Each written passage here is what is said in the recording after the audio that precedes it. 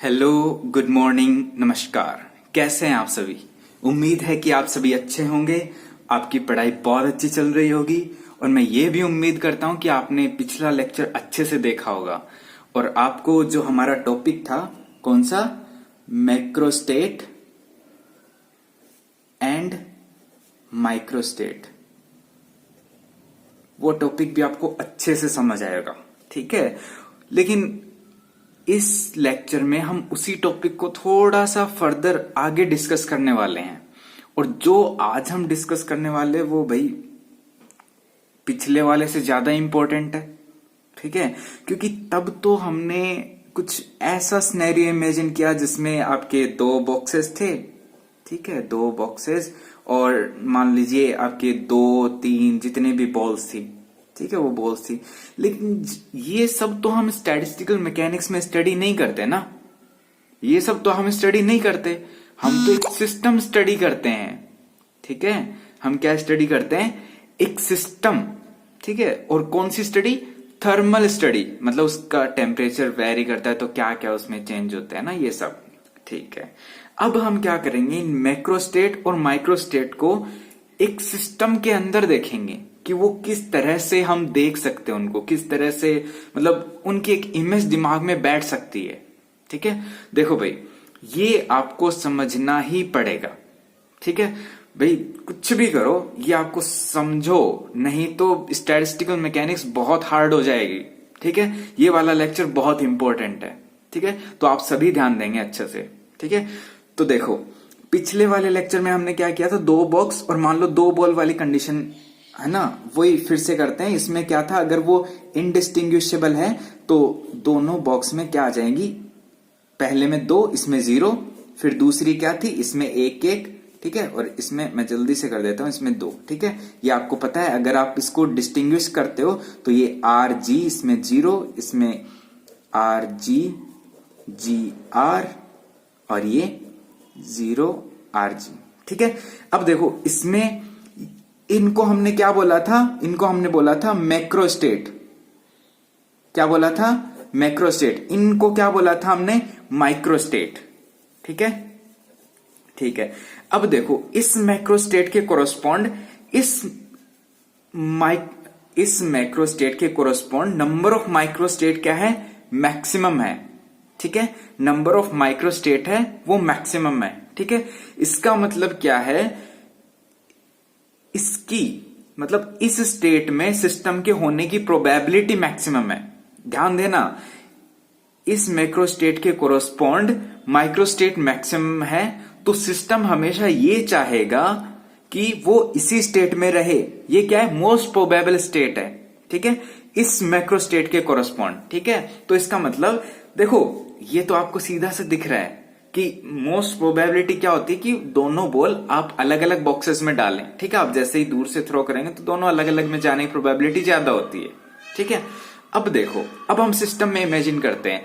अब आप क्या मान लेंगे कि एक बाल्टी लिया हमने। ठीक है, एक बाल्टी या फिर कह दो एक ग्लास लिया है। ठीक है, ग्लास में पानी भरा है, उस पानी को आपने गर्म किया है। ठीक है, कितने? 80 डिग्री सेंटीग्रेड पे। याद रखना भाई, ध्यान देना इस पे बहुत ज्यादा। ठीक है, ग्लास लिया है, उसमें पानी है, उसको आपने गर्म किया 80 डिग्री सेंटीग्रेड पे। अब क्या होता है, आप इसको खुला छोड़ देते हैं। ठीक है, ये खुला है, मतलब ये क्या, दूसरे सिस्टम से इंटरेक्ट कर रहा है। दूसरा सिस्टम क्या हो गया? सराउंडिंग। ठीक है, दूसरा सिस्टम जो हमने बोल दिया वो सराउंडिंग है। वैसे वो सिस्टम नहीं है, वो उसको यूनिवर्स बोला जाता है, लेकिन वो जिससे इंटरेक्ट कर रहा है वो है सराउंडिंग। ठीक है, अब देखो भाई, अब होता क्या है कि जैसे इसने यहां से शुरू किया। ठीक है, यहां इसका कुछ टेम्परेचर था जिसको हमने T1 बोल दिया, कुछ एनर्जी थी E1। ठीक है, और कुछ नंबर ऑफ पार्टिकल थे N1। ठीक है, कुछ टाइम के बाद आप उसको दोबारा देखते हैं। ठीक है, तब क्या होता है, उसका टेम्परेचर चेंज हो जाता है, कुछ टेम्परेचर T2 हो जाता है, कुछ एनर्जी E2 हो जाती है, लेकिन नंबर ऑफ पार्टिकल सेम है। ठीक है, उसको मैं N बोल देता हूं। फिर उसके बाद कुछ टाइम बाद आप दोबारा देखते हैं, तब भी टेम्परेचर कुछ और हो जाता है, एनर्जी कुछ और हो जाती है, और नंबर ऑफ पार्टिकल मान लीजिए सेम है। ठीक है, अब ये मैं एनर्जी डिफरेंट क्यों बता रहा हूं, क्योंकि देखो, पहले टेम्परेचर ज्यादा था तो पार्टिकल क्या है, जल्दी जल्दी इधर उधर मोशन करेंगे। ठीक है, तो उनकी एनर्जी भी ज्यादा है। तो धीरे धीरे जैसे ही टेम्परेचर कम होगा तो एनर्जी भी कम होने लग जाएगी, है ना, तो एनर्जी भी चेंज होगी।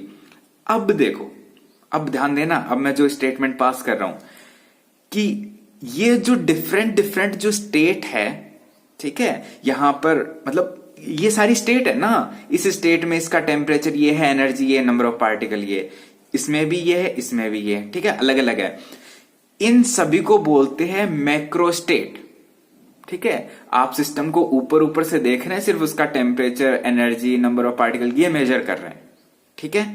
आप सिर्फ उसको ऊपर ऊपर से देख रहे हैं, है ना, जो मैंने बोला था मैक्रोस्टेट वही होती है जो आप ऊपर ऊपर से देखते हैं, ठीक है। आप इसको ऊपर से देख के ये बता दिया। अब इन सभी को बोलते हैं मैक्रोस्टेट, ठीक है। अब देखो, अब क्या बोला जा सकता है, ये सिस्टम डिफरेंट मैक्रोस्टेट के गो थ्रू हो रहा है, ठीक है, या फिर डिफरेंट मैक्रोस्टेट से पास हो रहा है, ठीक है, सही है। अब देखो, मान लो कि सराउंडिंग का टेम्परेचर 27 डिग्री सेंटीग्रेड है, ठीक है। अब क्या होगा कि लास्ट में जाते जाते एक ऐसी स्टेट आ जाएगी, ठीक है, जब क्या होगा, जो टेम्परेचर है वो उसका 27 डिग्री सेंटीग्रेड हो जाएगा, है ना, जितना आपके सराउंडिंग का टेम्परेचर है उसके इक्वल हो जाएगा, ठीक है। एनर्जी जो भी हो लेकिन उसका टेम्परेचर सेम हो जाएगा। उस स्टेट को हम क्या बोलते हैं, इक्विलिब्रियम स्टेट। क्या बोलते हैं, इक्विलिब्रियम स्टेट, या फिर कह सकते हो मोस्ट प्रोबेबल स्टेट। क्या है, जो इक्विलिब्रियम स्टेट है वो है आपका मोस्ट प्रोबेबल स्टेट, ठीक है। अब तक इतनी बात हुई, ठीक है। अब देखो, अब बात करते हैं माइक्रोस्टेट की, ठीक है।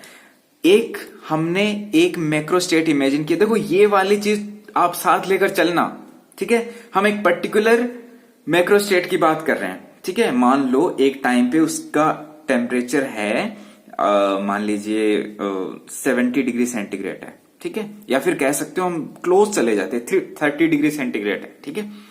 और उसकी एनर्जी है वो है आपकी 1000 जूल, ठीक है, और एनर्जी और नंबर ऑफ पार्टिकल्स मान लो कितने भी है, 5000 है, ठीक है। वैसे तो बहुत ज्यादा होते हैं लेकिन इतने 50,000 मान लिए, ठीक है।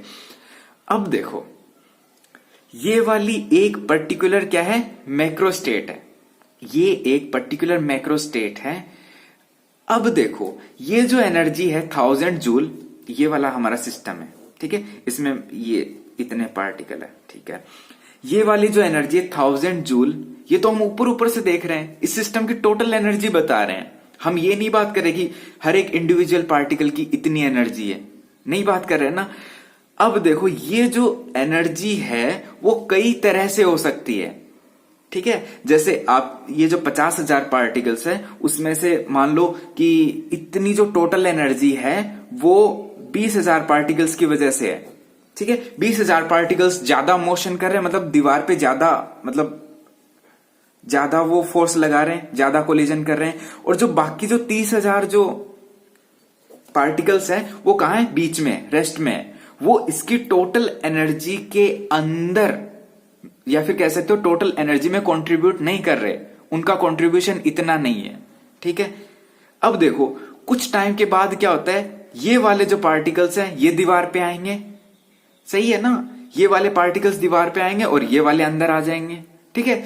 तो ये वाली जो स्टेट है वो अलग अलग तरीके से हो सकती है, ठीक है, अलग अलग तरीके से हो सकती है। जैसे कि मान लो कि 20,000 पार्टिकल्स ही मतलब इसकी ऑलमोस्ट 999 जूल इतनी बना रहे हो और बाकी 30,000 कुछ ना कर रहे हो, ठीक है। या फिर हो सकता है अगले ही पल आप देखो तो 25,000, ठीक है, पार्टिकल्स वो क्या कर रहे हैं, इसकी 970 जूल बना रहे हैं, और जो बाकी 25,000 बचे हैं वो क्या बना रहे हैं, इसकी बाकी जो 30 जूल है वो बना रहे हैं, सही है ना। मतलब उनकी एनर्जी इतनी है और इनकी एनर्जी इतनी है।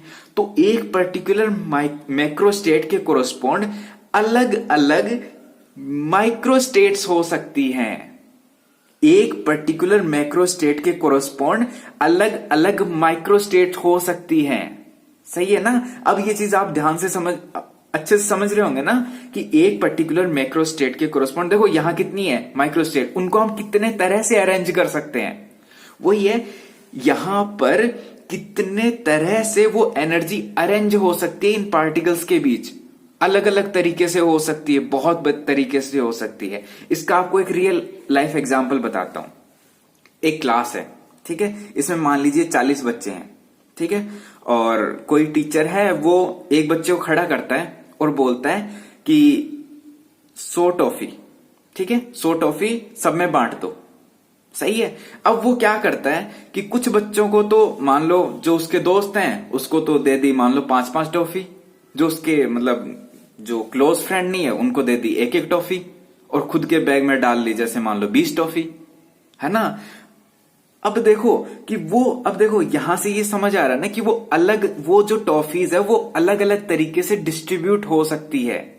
इसी का मतलब है ये जो एनर्जी है वो इन पार्टिकल्स में अलग अलग तरीके से डिस्ट्रीब्यूट हो सकती है। लेकिन जो टोटल नंबर ऑफ टॉफीज तो 100 है, 100 ही डिस्ट्रीब्यूट होनी है, लेकिन वो क्या है, अलग अलग तरीके से डिस्ट्रीब्यूट हो सकती है। ठीक है। वैसे ही मान लो कि जैसे कोई ऑनेस्ट बच्चा हो, वो क्या करेगा भाई, जैसे सबको 2-2 टॉफी दे दी, तब क्या होगी 80, और फिर बाकी को क्या कर दी, आधी आधी काट के दे दी। इसका मतलब सबको उसने इक्वल नंबर ऑफ टॉफीज दे दी, है ना।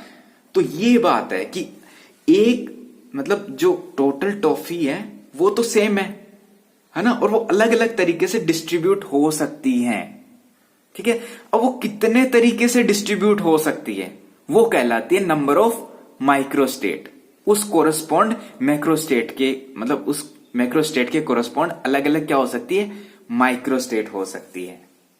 ठीक है। अब मुझे लगता है कि आपको ये बहुत अच्छे से समझ आ गया होगा। अब जो नेक्स्ट जो टर्म आती है वो आती है एक्सेसिबल माइक्रोस्टेट। ठीक है। अब देखो ये क्या होती है, मैं मतलब बहुत बार इसका यूज होगा, एक्सेसिबल माइक्रोस्टेट। ध्यान देना भाई, the number of microstate allowed under a constraint on a system are accessible microstate. ठीक है। देखो ये जो इसने 100 टॉफीज डिस्ट्रीब्यूट की है, इसी एग्जांपल से समझते हैं। इसने 100 टॉफीज डिस्ट्रीब्यूट करनी है। अब इस पे हमने कंस्टेंट लगा दिया। क्या लगा दिया कि भाई किसी को भी तू 3 से एक्स्ट्रा नहीं देगा। ठीक है। एक कंस्टेंट लगा दिया कि मैक्सिमम नंबर ऑफ टॉफीज तू 3 दे सकता है, क्योंकि तू बेईमान है। ठीक है ना, बेईमान है इसलिए भाई तू 3 से कम देगा ही नहीं किसी को। सही है ना, क्योंकि भाई जो उसके दोस्त है उसको मैक्सिमम 3 ही तो जाएगी। या फिर कह सकते हो कि या तो तू 3 दे सकते। देखो यहां पर हमने इसको आधी आधी डिस्ट्रीब्यूट की ना। ठीक है। मान लो हमने ये कंस्टेंट लगा दिया कि भाई तू आधी कर ही नहीं सकता, या तो कर तू 3 या फिर कर 1। सही है ना। तो ये हमने इसके ऊपर कंस्टेंट लगा दिया। ठीक है। अब अगर क्या है कि ये 3-3 डिस्ट्रीब्यूट कर देगा तो एक अलग तरह का कुछ बनेगा। ठीक है। एक अलग तरह का सिनेरियो बनेगा कि बाकी मतलब बहुत से लोगों को तो 3-3 मिल गया है, बाकी को 1-1 मिला है। ठीक है। तो वो क्या बन गया, वो एक एक्सेसिबल माइक्रोस्टेट बन गया।